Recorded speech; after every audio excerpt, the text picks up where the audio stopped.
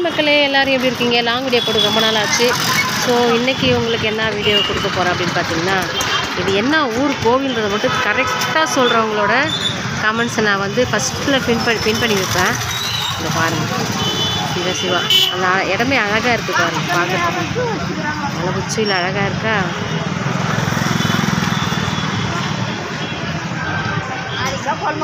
அப்படியே இப்படி திரும்பணும்னா இந்த பக்கம் மலை இருக்குது பாருங்க, இவ்வளோ அழகாக இருக்குது.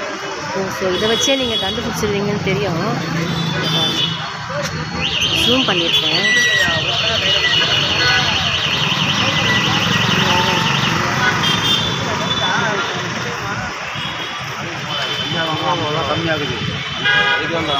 மலை தெரியுதுங்களா?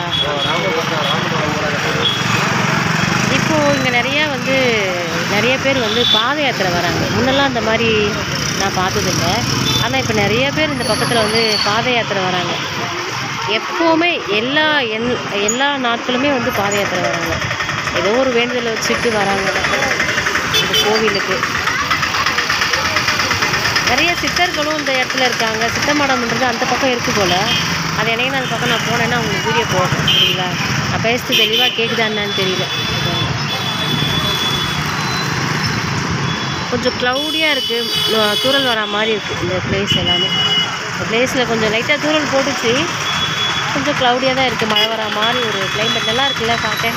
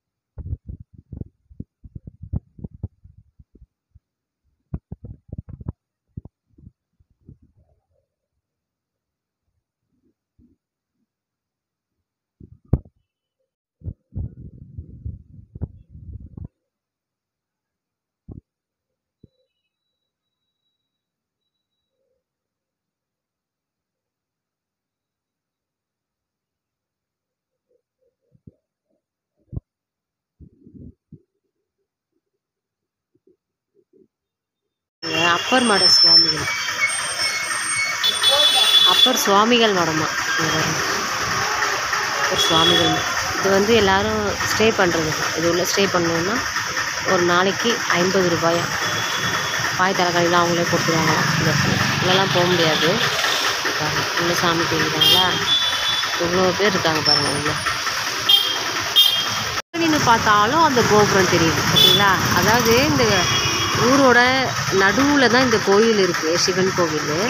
எந்த தெருவில் நின்று பார்த்தாலும் இந்த கோபுரம் தெரியும், பார்த்தீங்களா? மழை பெஞ்சது லைட்டாக, அந்த புகையெல்லாம் மேலே போகுது பாருங்கள், ஆவி தெரியுதுங்களா?